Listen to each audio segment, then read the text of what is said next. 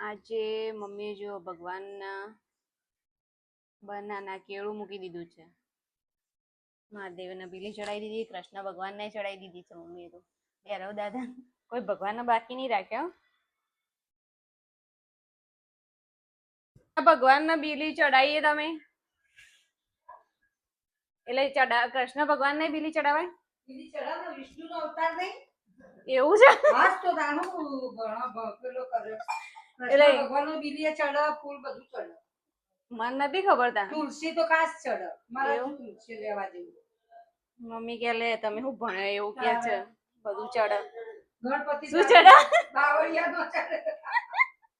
બાવળિયા વાળા બાવળિયા નહીં હોય પણ અત્યારે સીધે ને બધા નીકળી ગયા. મને તો ખબર જ દાદા જો મંદિરમાં જોયું ને આજે. તુલસી ખાલી આ ધરો છે ને એનો ચડ્યો આમના મહાદેવજી નો આમનો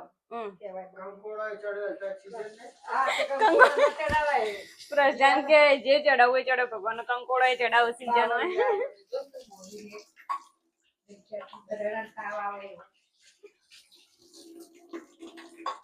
ખબર નહીં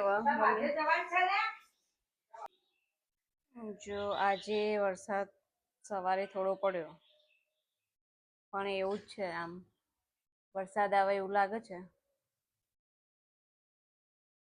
જોઈએ આવે છે કે નહીં આવે. આજે ફરી મમ્મીએ પાછી ચોળી લઈ લીધી. ચોળી લે કરે નહીં મમ્મી આખો દિવસ. હા એટલે ચોળી લે કરવાની. હાસ તો અમે પહેલા નહીં જીયાના પહેરી વસ્તુ. હા જીયાના ચોળી બહુ જ ભાવે એટલે આખો દિવસ મમ્મી મોસ્ટલી એક શાક લેવડાવું ચોળી. જીયાના શું ખાય છે?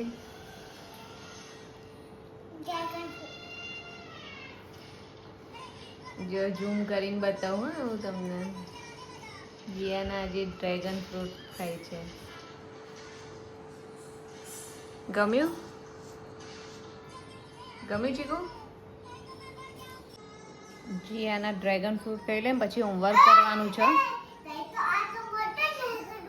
મોટું રહી ગયું? ઓકે કાપીને હમણાં ફરી આપું છું.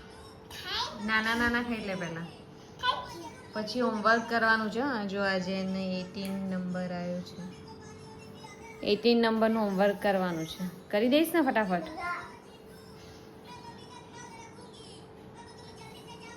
જીયાના એટલી ગુડ ગર્લ થઈ ગઈ છે ને મારી. હવે તો બધું હોમવર્ક જાતે કરે. હવે તો હું હેલ્પ નહીં લેતી. મમ્માની હેલ્પ લે છે તું? કઈ જાતે કરે ને બધું?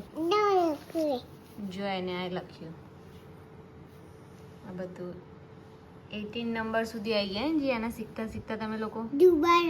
શું ડુબાડો? ઓકે કરી દો ફટાફટ કરો ફિનિશ.